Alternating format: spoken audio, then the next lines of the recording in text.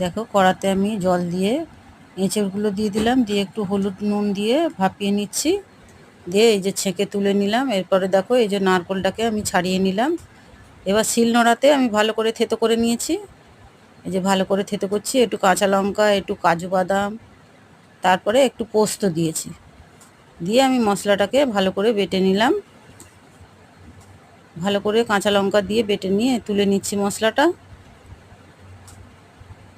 মশলাটা তুলে নিলাম আমি, দিয়ে এই এঁচড়ের সঙ্গে মিশিয়ে দিলাম। হলুদ, একটু লঙ্কা গুঁড়ো, নুন, একটু সর্ষের তেল দিয়ে ভালো করে মেখে নিলাম।